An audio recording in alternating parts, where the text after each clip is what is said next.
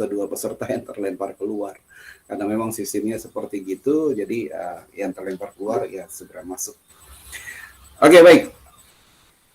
Materi kita pada kali ini adalah menyangkut tentang sel volta. Sel volta. Kira-kira ada yang bisa pernah mendengar apa itu sel volta?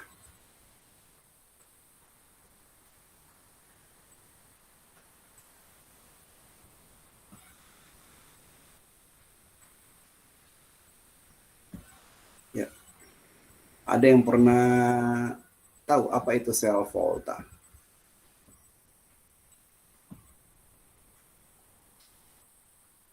Belum ada. Belum ada. Wow. Di fisika kalian pernah dengar tentang volt? Pernah nggak? Di fisika. Nah, Kan satuan-satuan listrik kan ada macam-macam kan? Kayak macam daya listrik dibilang watt kan? Kemudian kuat listrik dibilang ampere. Nah, kalau sel volta itu apa itu? Satuan dari apa? Bukan sel volta, volt maksudnya. itu tegangan Pak Guru. Iya, benar. Jadi volt itu sama, penemunya itu merupakan satu penghargaan kepada penemu yang namanya Volta. Dia seorang Italia. Oke. Nah, di sini bilang sel volta atau sel Galvani. Sebenarnya sel volta atau sel Galvani ini dia dua orang yang berbeda namanya, Volta dan Galvani.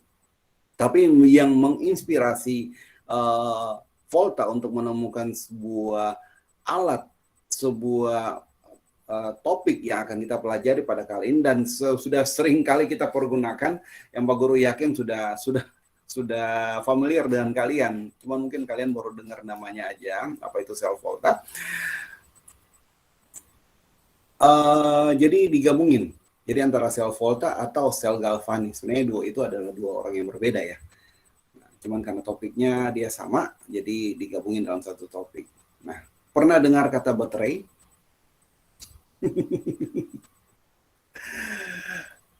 Hari-hari kita selalu menggunakan handphone. Kalau bila lowbat, kita harus cari mana charger mau dicas, seperti itu. Nah, sel volta itulah yang akan kita pelajari pada saat ini adalah baterai yang biasa Anda gunakan. Gimana? Jadi udah tahu apa itu sel volta ya? Tahu Pak Guru. Iya, itu sel volta. Jadi baterai apapun yang Anda gunakan, aki itu adalah merupakan bagian hasil yang telah ditemukan oleh Galvani dan Volta yang terus-menerus dikembangkan. Oke. Nah, kalau kita lihat di sini, ini adalah merupakan suatu reaksi redoks spontan, ya. Nah, kalau dulu orang kan sering mengenal aki itu ada aki basah, ada aki kering, benar nggak? Yang sekarang kebanyakan kendaraan bermotor itu sudah menggunakan aki kering, ya. Kira-kira ada yang tahu apa beda aki basah dan aki kering? Ayo. Yang Anda gunakan di handphone sekarang ini aki kering. Kebanyakan di kendaraan bermotor juga udah aki kering. Aki basah itu yang bagaimana kira-kira dengan aki kering? Ya, siapa yang bisa jelasin?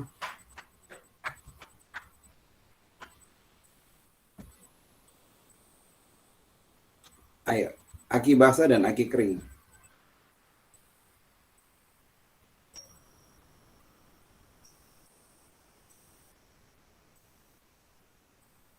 Ataupun ada yang pernah punya pengalaman untuk jumper. Tahu istilah jumper?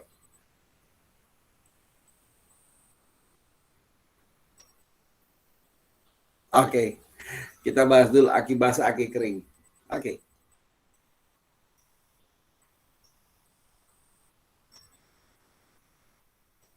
Masa kalian nggak tahu aki basah, aki kering?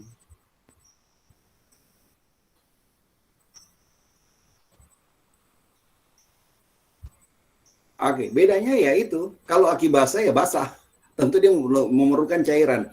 Nah, cairan yang digunakan dalam aki basah itu yang bagaimana? Yang Pak Guru kemarin jelaskan itu saat kita praktikum itu kita menggunakan air aki kan. Oke, pada saat aki baru yang kita baru beli dari toko, ya untuk aki basah ya, biasanya ditambahkan dengan aki Sure. Aki Sure yang Pak Guru udah jelaskan kemarin itu aki yang mempunyai tutup botol itu atau merek labelnya itu berwarna merah. Ya, seperti itu. Nah, namanya dalam pemakaian. Pemakaian kalau untuk aki kering, dalam satu pemakaian pasti air akinya itu habis kan, bisa habis sama seperti Anda menggunakan bensin. Nah, akinya habis kenapa? Karena dia sudah larutan-larutannya sudah bereaksi di dalamnya. Oke. Nah, otomatis pada saat akinya udah mulai, biasanya kalau aki kering itu jangan sampai kering banget. Kalau kering banget akinya, sel-selnya di dalam aki itu akan rusak. Nah, biasanya kalau sudah berkurang sekitar setengahnya harus ditambahkan. Nih tambahkannya dengan apa? Ditambahkan pakai air aki yang tutup botolnya warna biru itu. Ya. Oke, tutup botolnya berwarna biru. Nah, kalau aki kering bagaimana? Aki kering berarti namanya aki kering berarti dia tidak mempunyai tidak perlu ditambahkan, hanya langsung bisa dipakai. Oke. Nah, kita lanjut ya.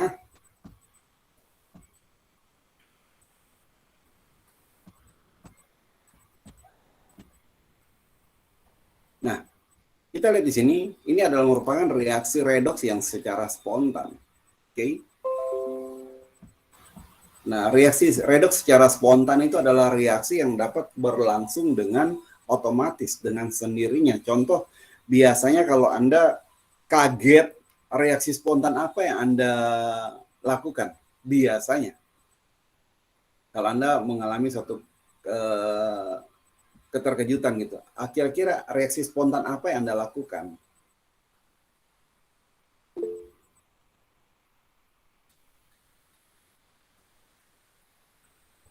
Kaget. Iya, kaget, kemudian apa lagi? Kaget, teriak, wow gitu. Atau bahkan ada yang ekstrim banget, kalau dikagetin begitu tiba-tiba dia bisa langsung pingsan. Ataupun ada yang orang latah. Tahu orang latah? Tahu. Tahu ya. Jadi orang latah itu orang yang apa yang diungkapkan oleh orang lain, dia secara spontan dia ngikut, ya. Secara spontan dia ikut. Dan biasanya kadang maaf kata suka dibully, suka dikerjain ya, ngomongin yang jorok-jorok, dia akan otomatis akan ngikut, mulutnya gitu akan ngikut ngomong yang jorok-jorok yang diungkapkan oleh orang tersebut. Ya. Ada di sini orang kalian yang teman kalian yang latah? Tidak. Tidak ya, syukur tidak ya. Nah, latah itu merupakan suatu penyakit kejiwaan sih sebenarnya kalau menurut Pak Guru. Oke, jadi kalau dia bilang ikan, langsung dia bilang ikan gitu, seperti gitu. Kalau siap, langsung otomatis bilang siap, hadir ada gitu. Nah, kalau disebutkan kata-kata yang kurang ajar, otomatis akan menyebut juga seperti itu. Nah, itu reaksi-reaksi yang spontan. Oke. Nah, reaksi spontan berarti otomatis reaksi yang terjadi dengan sendirinya, tidak dibuat-buat ya. Dia boleh dikata natural ya. Oke, kemudian reaksi yang tidak spontan. Reaksi spontan kita lihat adalah reaksi yang mendapat menghasilkan energi listrik. Contoh seperti baterai Anda ya, yang begitu Anda gunakan ya, dia bisa mengubah energi kimia. Ingat, dalam baterai kan energi kimia kan, energi kimia menjadi energi listrik. Oke. Nah, pada saat energi kimia tersebut habis, saat baterai Anda gunakan itu habis, apa yang Anda gunakan? Apa yang Anda lakukan? Baterai dalam handphone Anda habis. Anda akan langsung ngambil charger, kemudian Anda cas kan. Nah, pada saat Anda ambil charger, Anda hubungkan dengan sumber arus listrik, berarti akan mengubah reaksi tersebut dari energi listrik ke energi kimia, seperti itu. Nah, otomatis proses ini kan adalah proses yang sebenarnya kalau boleh dikata proses yang berbeda ya, tapi terkadang bisa berlangsung secara dua-duanya bisa berlangsung. Jadi pada saat Anda ngecas, Anda bisa tetap melakukan aktivitas di handphone. Tapi ingat, dengan keadaan seperti itu, berarti Anda memaksakan dua kegiatan berlangsung secara dalam waktu yang bersamaan. Ya, ada reaksi yang spontan dan ada reaksi yang tidak spontan. Nah, karena itu apabila Anda sering untuk melakukan pengecasan handphone, sambil Anda ngecas, kemudian Anda bermain handphone, nah, itu akan mengakibatkan kerusakan yang lebih cepat dari baterai Anda.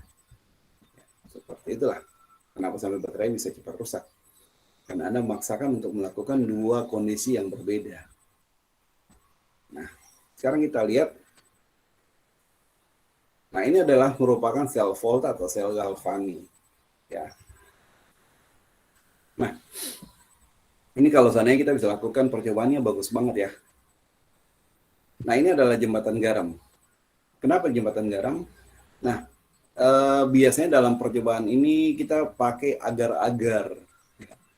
Kita pakai agar-agar untuk membuat jembatan garam. Ya. Oke. Nah, kita lihat di situ. Namanya sel volta, berarti pasti ada positif, ada negatif kan? Baterai kan ada kutub positif, ada kutub negatif kan? Benar nggak? Kalau baterai yang kutub positif, Ya. tandanya di mana? Kalau baterai yang positif, dari mana Anda tahu itu adalah merupakan baterai yang positif? Kutub yang positif. Ada dia tonjolan. Iya, ada tonjolannya ya. Ada tonjolannya di bagian ujung dikit ya. Itu kutub yang positif. Nah, kita lihat arus listrik. Arus listrik, kita lihat ini anoda ke katoda ya. Anodanya negatif, katodanya positif. Nah, arus listrik ngalirnya dari mana? Dari kutub yang negatif ke kutub yang positif. Jangan Anda kebalik ya, kutub yang positif ke kutub yang negatif. Enggak. Ya. Mengapa ada aliran listrik di sini? Karena terjadi apa? Arus atau perpindahan elektron, kan? Ingat, elektron kan selalu bermuatan negatif kan? Jadi perpindahannya dari mana? Perpindahan dari yang bermuatan negatif ini yang full elektronnya, dia otomatis dia berpindah ke yang positif, diterima oleh positif. Nah, arus perpindahan elektron inilah akan mengakibatkan terjadinya arus listrik dari anoda ke katoda. Oke? Nah, yang diukur voltmeter adalah perbedaan tegangan antara negatif dan positif di sini. Jadi tidak mengukur atau tidak menentukan besar anoda dan katoda, tapi selisihnya ini, nilai yang diukur adalah selisih dari arus yang negatif ke arus yang positif. Ya.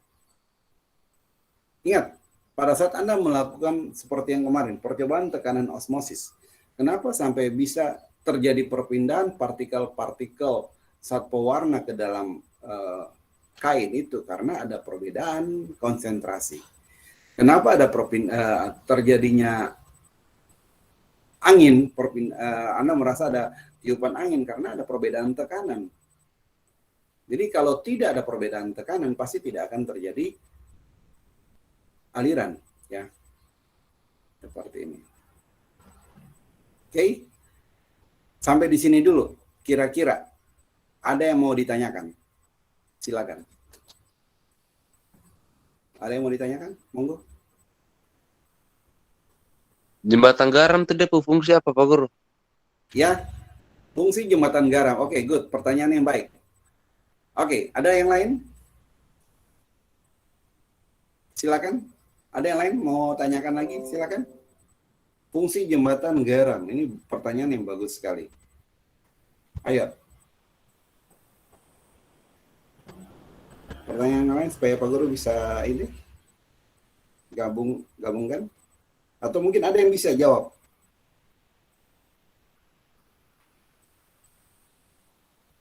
Ini kan Pak Guru udah bilang, ini adalah jembatan garam. Nah, kalau lihat dari gambar sini, udah ketahuan jawabannya apa kira-kira.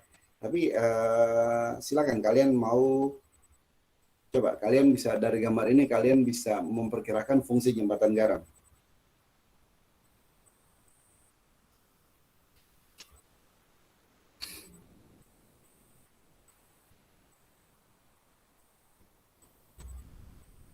Silakan.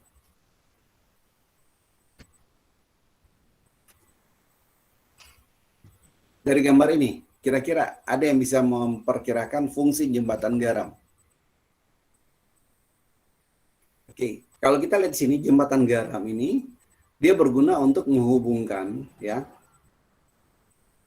antara anoda dan katoda seperti ini. Terus fungsinya apa? Apakah cuma sebagai penghubung saja atau bagaimana?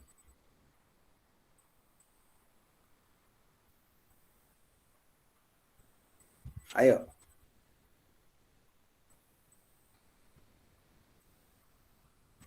Fungsinya apa kira-kira?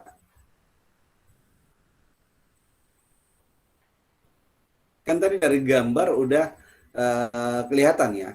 Fungsi daripada jembatan garam adalah untuk menghubungkan antara anoda dan katoda tersebut. Ya. Selain itu, selain dia sebagai penghubung, dia juga untuk apa? Ya. Ingat, reaksi ini boleh terjadi karena adanya perbedaan apa tadi? Perbedaan tegangan kan? Kalau tidak ada perbedaan tegangan, maka listrik ini tidak terjadi ataupun sudah tidak bisa kita gunakan lagi baterainya, ya. Seperti itu. Nah, fungsi daripada jembatan garam yang lain adalah dia mencegah terjadinya kesetimbangan yang lebih cepat. Jadi sel ini dapat bereaksi dengan cepat. Jadi dia bisa memperlambat umur daripada baterai tersebut, boleh dikata seperti itu. Jadi dia mencegah jangan sampai terjadi kesetimbangan. Kalau sudah terjadi kesetimbangan, otomatis kan tidak lagi terjadi perbedaan tegangan di sini. Ya. Kalau tidak terjadi perbedaan tegangan, otomatis listrik ini tidak bisa mengalir. Boleh kata baterai Anda sudah selesai, sudah habis. Harus kalau baterai kering harus dicas lagi seperti itu. Nah, bisa kira-kira dipahami fungsi daripada jembatan garam? Dalam praktikum biasa kita gunakan agar-agar, ya. Agar-agar yang mana ya? Agar-agar yang kita sering gunakan di rumah gitu. Kita buat agar-agar, kemudian kita masukkan ke sini. Ya. Oke, bisa? Ada lagi pertanyaan yang lain? Silakan.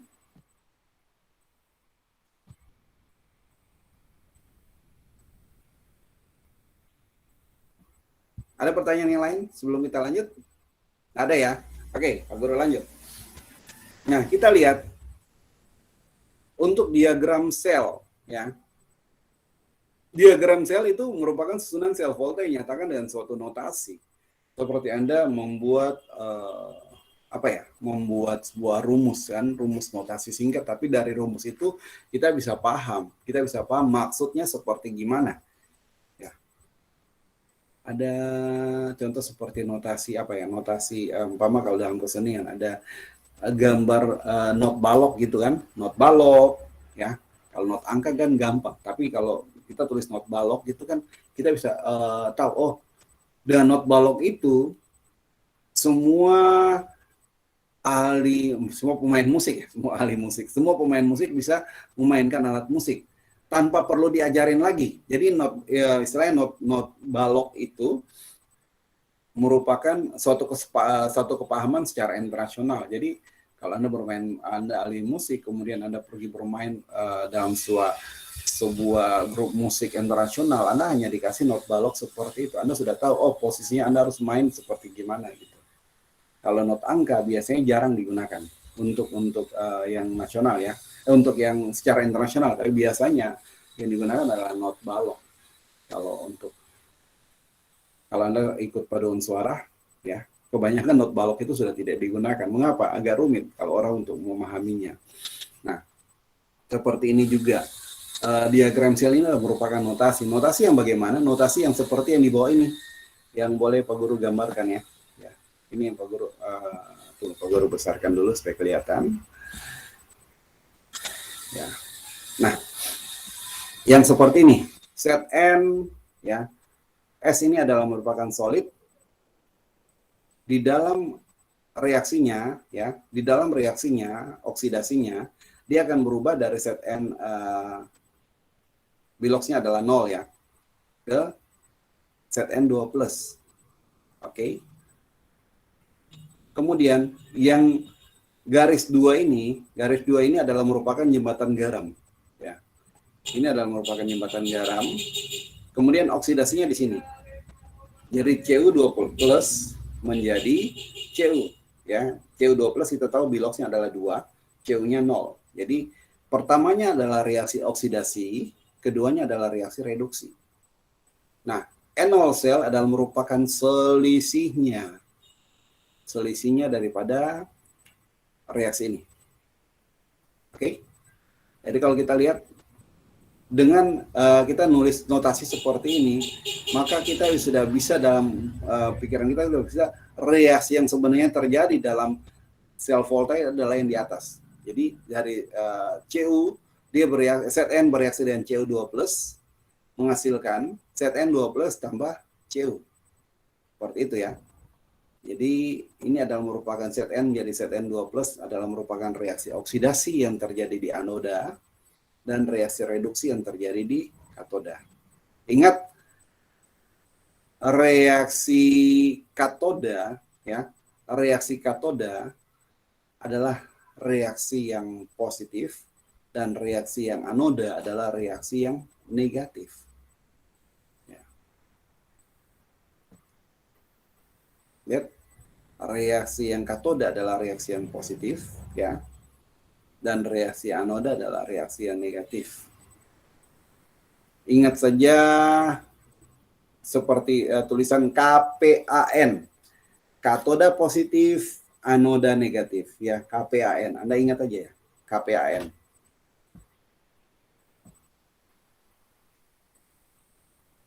Nah, ini yang nilai enol selnya yang 1,1 didapat dari sini. Enol sel 1,1 didapat dari sini. Adalah merupakan katoda, enol sel katoda kurang enol sel daripada anoda. Ya.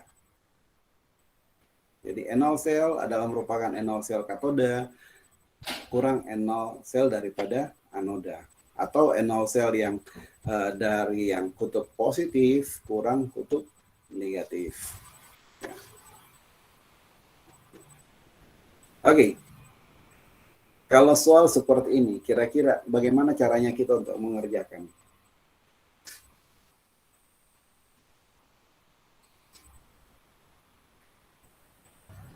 Kadmium 2+ dan 2 elektron min menghasilkan kadmium. Enol sel adalah min 0,40 volt. Cu2+ menangkap 2 emin menghasilkan Cu. Enol sel adalah plus 0,34. Nah, tulislah diagram sel volta yang dapat disusun dari 2 elektroda tersebut. Tuliskan reaksi selnya dan tentukan potensial standar sel tersebut. Oke. Oh ya, satu hal yang tadi Pak Guru belum sempat sebutkan bahwa reaksi spontan itu bisa terjadi kalau enol selnya mempunyai nilai yang positif ya. Kalau nilai selnya itu negatif berarti reaksinya tidak spontan. Dia harus perlu energi kimia untuk bisa mengubah reaksi tersebut kembali. Oke, kira-kira ada yang bisa kerjakan soal yang ini?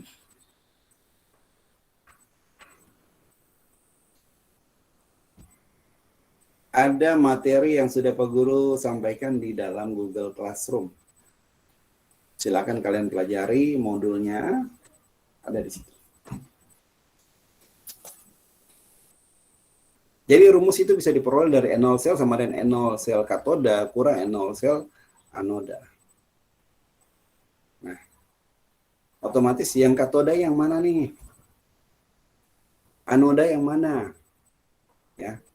Ingat, katoda adalah yang mempunyai nilai positif. Anoda adalah mempunyai nilai negatif. Pada reaksi mana terjadi anoda? Pada reaksi yang merupakan reaksi oksidasi. Dan reaksi yang katoda adalah reaksi yang reduksi.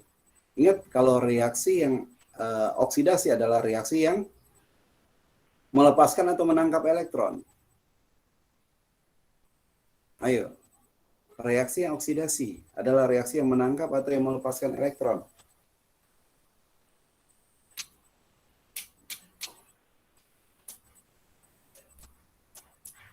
Yuk. Menangkap ke Pak Guru? Ya, Menangkap. menangkap. Nah, sekarang kita kembali. Oksidasi itu biloxnya naik atau biloxnya turun? Yuk, kembali Naik. lagi. Naik kan? Kenapa dia sampai naik? Kenapa dia sampai naik? Karena,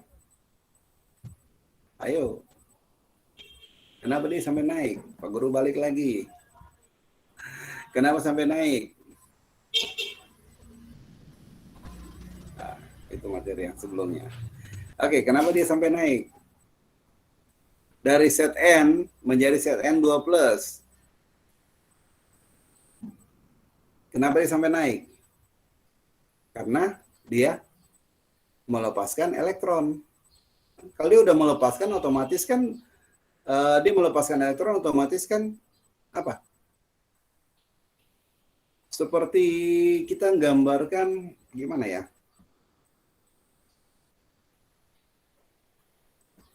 Ini kok ini nggak muncul ya pulpennya. Oke, seperti Anda menggambarkan contoh seperti Na. Na dia mempunyai nomor atomnya berapa? Natrium. Na, nomor atomnya berapa Na?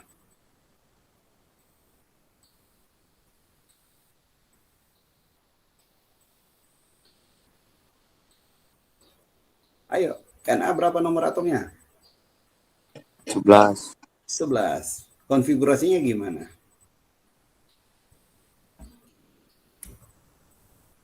Satu S2, 2 S2, 2P6, udah 10 ya.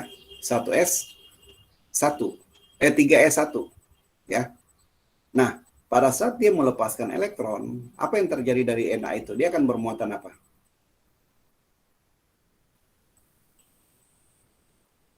Na akan bermuatan apa kalau dia melepaskan elektron?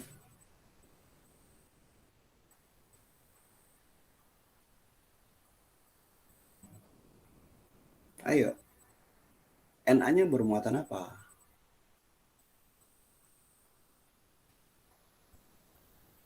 Na atau Mg, kalau pada saat dia melepaskan elektron, dia akan bermuatan apa? Min. Kan sebelumnya kan Na itu dia mempunyai protonnya 11, elektronnya 11 kan? Nah, pada saat dia melepaskan elektron, otomatis elektronnya tinggal berapa? Dia melepaskan satu elektron, elektronnya tinggal berapa? Ayo. Na nih, protonnya 11. Ya. Kemudian elektronnya 11 untuk yang netral ya, untuk yang netral. Nah, pada saat dia melepaskan satu elektron, otomatis kan elektronnya tinggal 10. Protonnya bagaimana? Protonnya tetap 11. Otomatis dia bermuatan apa? Positif. Positif kan? Jadi, reaksi oksidasi, kita kembali ke reaksi oksidasi seperti ini, ya. Mengapa dia nilai biloxnya naik? Karena pada saat reaksi oksidasi terjadi, dia itu melepaskan elektron. Ya, melepaskan elektron sebesar mana yang di sini? Untuk set N menjadi set N2+, sebesar 2 elektron. Kan? Nah, Reduksi adalah reaksi yang gimana? Reaksi yang penurunan bilangan oksidasi. Kenapa dia mengalami penurunan? Karena dalam reaksi ini dia menangkap elektron yang dilepaskan oleh, kalau dalam reaksi ini berarti dia CU ini dia menangkap elektron yang dilepaskan oleh ZN, CU2+. Seperti itu ya. Nah, sehingga kalau kita kembali kepada soal yang berikut ya. Reaksi katoda kurang reaksi anoda ya. Ingat bahwa di katoda itu terjadi reaksi reduksi yang melepaskan elektron. Yang menangkap elektron. Ya. Dikurangi dengan anoda yang melepaskan elektron. Jadi ini adalah yang menangkap dan ini adalah yang melepaskan. Bisa paham? Bisa paham nggak? Atau masih bingung? Ya, Pak Guru ulangi lagi. Reaksi oksidasi adalah reaksi kenaikan bilangan oksidasi. Oke, mengapa dia naik? Karena dalam reaksi ini dia melepaskan elektron. Ingat ya, dan itu terjadi di anoda. Ya, itu terjadi di anoda. Anda harus ingat, ini untuk sel volta. Nanti sel elektrolisis nanti berbeda nantinya. Ya, nah ingat pada sel volta, ya, reaksi yang terjadi di anoda itu adalah reaksi oksidasi, reaksi yang melepaskan elektron. Ya. Kemudian di katoda adalah reaksi yang menangkap elektron. Ya. Kemudian katoda itu yang mana? Katoda yang positif dan anoda yang negatif. Ya. Nah, sekarang kita kembali di rumusnya nih. Reaksi katoda dan anoda. Ingat, yang tadi Pak Guru jelaskan bahwa reaksi ini bisa terjadi kalau dia mempunyai nilai yang positif. Nah, sekarang bagaimana caranya untuk kita bisa membuat nilainya ini nilai positif? Gampang sih sebenarnya. Bagaimana supaya nilainya ini positif? Ayo, nggak usah lah kita lihat yang rumus di atas. Lihat aja dulu nilainya, min 0,40 plus 0,34. Bagaimana caranya supaya nilainya ini positif?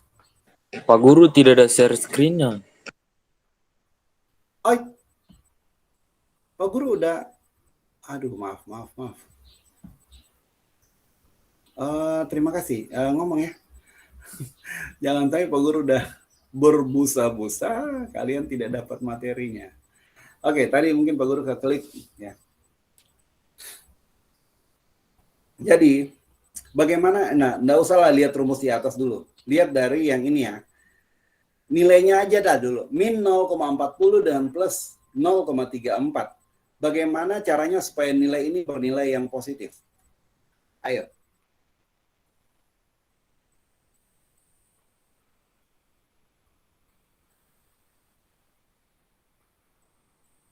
(0,34) kalau dijumlahkan dengan min 0,40 berarti masih nilainya masih negatif kan? Benar nggak? Jadi coba Anda utak-atik bagaimana caranya supaya nilai ini bernilai positif untuk dijumlahkan atau dikurangkan. Tidak ada pengalian atau pembagian di sini. Gampang aja sih.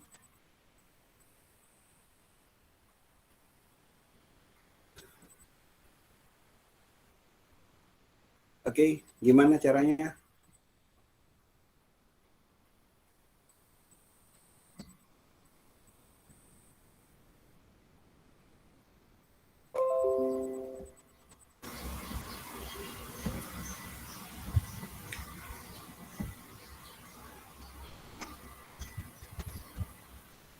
Ayo, gimana caranya Anda utak-atik angka ini supaya hasil penyembelahannya ini ya, hasil penyembelahannya ini adalah positif. Pak, ini kok penyembelahan, ini bukan pengurangan. Ya terserah, nanti kita kalau pengurangan dengan penyembelahan kan tinggal bolak-balik aja kan.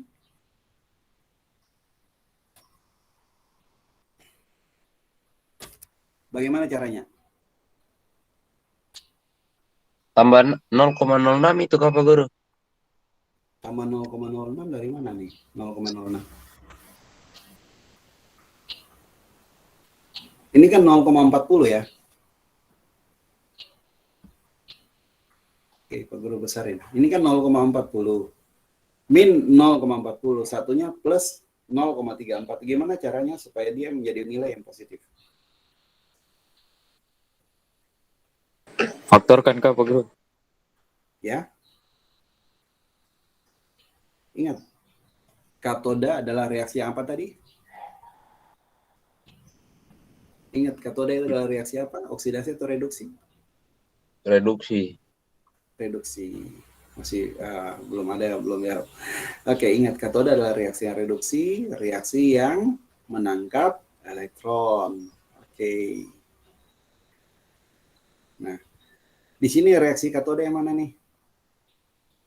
Dua-dua Pak, reaksi katoda. Benar, dua-dua reaksi katoda. Otomatis kita harus rubah satunya menjadi reaksi anoda. Reaksi yang melepaskan elektron. Oke? Bisa paham? Ini kan reaksinya reaksi reduksi semua kan? Reaksi yang menangkap elektron kan? Harusnya kita rubah salah satunya untuk menjadi reaksi anoda. Ya. Dia mana kira-kira yang merupakan reaksi anoda? Ayo.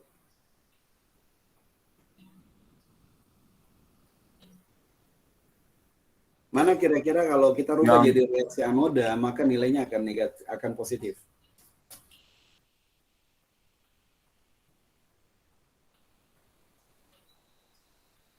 Coba kita masukkan. Kalau seandainya kadmium ya, kadmium yang katoda. Jadi min 0,40 kan? Nilainya kita masukkan nih. Min 0,40 min plus 0,34. Hasilnya apa? Negatif atau positif? Negatif.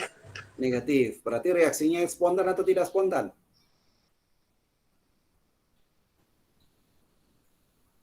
Kalau negatif hasilnya spontan atau tidak spontan? Ya, tadi kan Pak Guru udah bilang kan, kalau reaksi spontan itu terjadi kalau nilai N0 selnya itu adalah positif. Kalau negatif berarti tidak spontan. Nah, kita udah coba kadmium kurang tembaga ini, ya, kuprum. Nah, sekarang kita balik.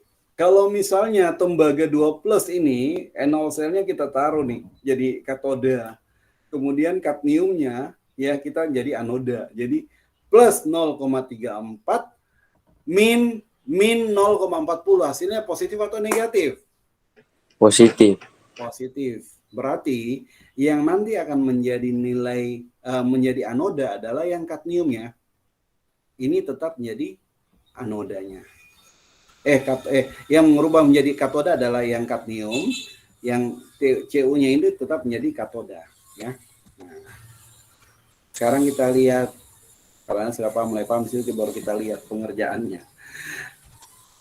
Nah, kita lihat.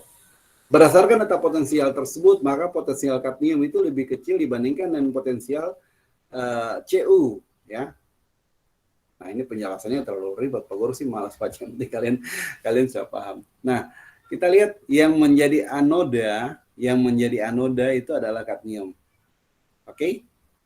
Nah, karena nilainya itu dari anodanya itu kita rubah jadi reduksi ini kan, kadmium menjadi anoda, ya. Maka kita balik. Reaksinya kita balik. Dia bukan yang melepaskan elektron, tapi yang menangkap elektron. Oke? Dia menangkap elektron. Otomatis kalau kita balik seperti ini, nilainya menjadi apa? Min atau plus?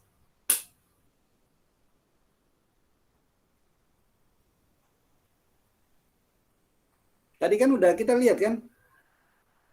Katoda 0,+34 ya, dikurang dalam kurung min 0,40. Jadi karena min berarti kan nilainya jadi plus kan? Otomatis kalau kita balik seperti ini, kita tulis persamaan reaksi dari ruas kiri menjadi ruas kanan menjadi ruas kiri. Jadi kadmium akan bereaksi membentuk kadmium 2+ tambah 2 elektron min. Jadi nilainya itu bukan lagi min tapi plus 0,40 di sini. Oke. Katodanya gimana? Katodanya tetap dari Cu menangkap 2 elektron min yang dilepaskan oleh kadmium ini, ya. Jadi kadmium melepaskan 2 elektron ditangkap oleh 2 elektron min menjadi Cu, nol sel jadi plus 0,34. Sehingga kalau kita jumlahkan tadi kan sama kan? N0 sel sama dengan plus 0,74 volt. Pak, ini kok tidak dijumlahkan, bukan dikurangkan, sama aja sih sebenarnya dengan ini. Rumusnya sama, cuman nantinya kan ini min. Dalam tanda kurung di sini kan juga min kan, jadi plus. Jadi penyumlahan. Dia akan merubah nilainya jadi penyumlahan. Nah, ini yang disederhanakan kalau kita mengerjakan dengan proses seperti ini, ya disederhanakan. Nah, ini rumus yang di bawah nih. N0 sel sama dengan N0 katoda kurang anoda. Yang tadi udah dikerjakan. Jadi kalau kita mengerjakan pakai rumus yang di atas bisa, rumus yang di bawah juga bisa. Tapi kalau Pak Guru lebih sering pakai yang bagian atas ya, supaya dia lebih terperinci. Nah, ini 0,34 volt kurang 0,40, hasilnya kan plus, tetap kan. Di sini juga plus. Jadi baik Anda kerjakan di proses yang di atas maupun proses yang di bawah sama aja. Tapi kalau yang di atas dia lebih terperinci. Nah, bagaimana penulisan untuk notasinya? Ingat, notasi selalu tulis oksidasinya yang depan, kemudian reduksinya yang di belakangnya. Jadi kadmium, dia menjadi kadmium 2+, ya. Ini ada satu garis ini, satu garis vertikal, tandanya dari kadmium dia menjadi kadmium 2+, yang ini. Jadi dia nggak lagi nulis elektronnya kan, elektronnya sudah stabil ya. Ini 2 elektron sudah, ini sebelah kirinya 2 elektron, sebelah kanan 2 elektron. Jadi kalau kita jumlahkan kan habis. Oke, kemudian 2 garis vertikal ini maksudnya ini adalah jembatan garam ya. Kemudian Cu2+ menjadi Cu. Oke, sampai sini ada yang mau bertanya silakan.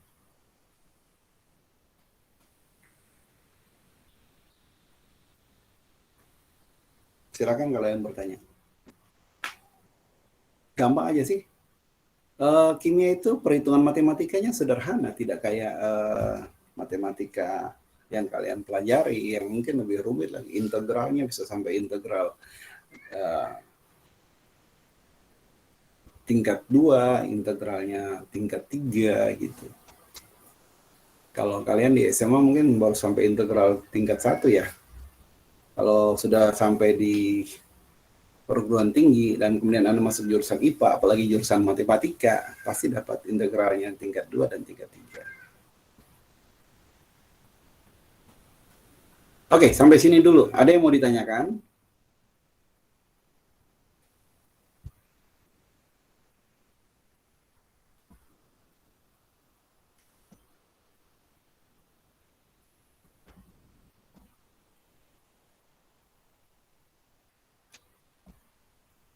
Silakan, ada yang mau ditanyakan? Jelas ya?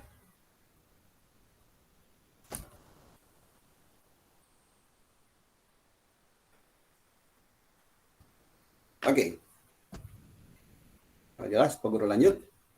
Nah, kalau tadi kita berbicara bahwa sel volta itu proses yang mengubah energi kimia menjadi energi listrik. Ya.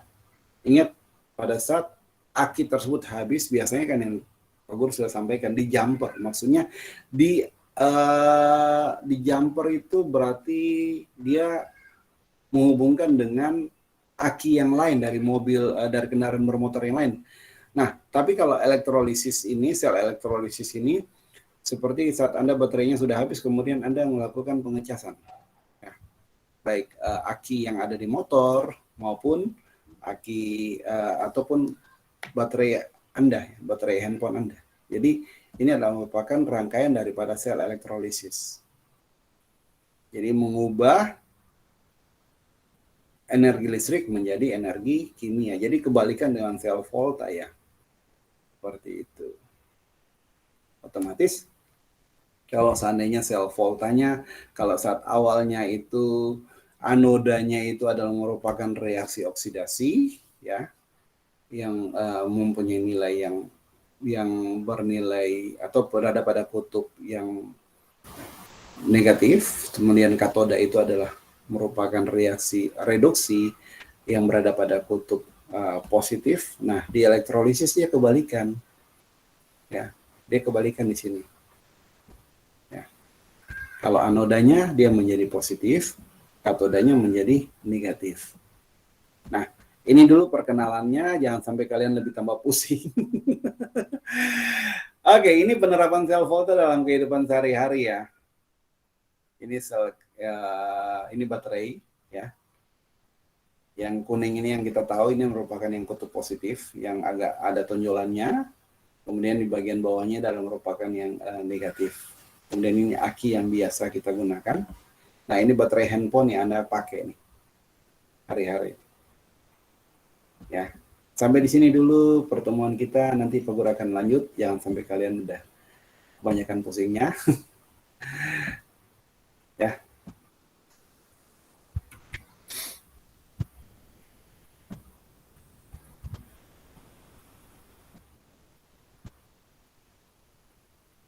Oke. Sekarang silakan kalian hidupkan kamera.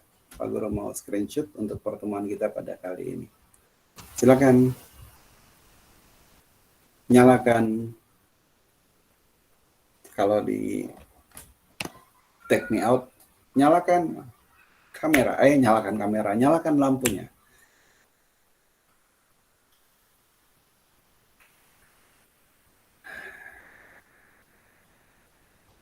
Oke, baik, terima kasih.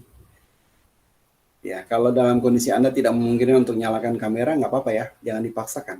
Anda mungkin, maaf kata, barangkali Anda dalam kondisi sakit, tapi tetap memaksakan diri untuk ikut belajar, tapi posisi Anda sementara di atas pembaringan, tidak dinyalain, tidak apa-apa. Apalagi Anda yang sementara ada mungkin karena kebelet, tapi karena tidak mau ketinggalan pelajaran, bawa HP kalian ke kamar mandi, jangan dinyalakan kameranya. Oh iya, Pak Guru juga belum nyalain.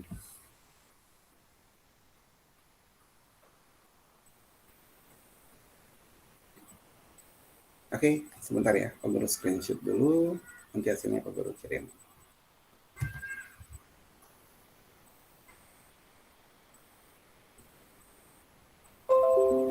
Oke, baik. Sampai demikian dulu pertemuan kita pada kali ini. Ya, salam buat keluarga di rumah dan tetap jaga kesehatan. Ingat, minggu depan kita sudah tatap muka kembali ya. Semoga semua tetap sehat dan sampai jumpa. Salam buat semua. Silakan yang meninggalkan. Salam Pak Guru. Ya, oke, makasih. Silakan yang meninggalkan room. Kalian mau persiapkan diri untuk pelajaran yang berikutnya. Pak Guru akhiri ya.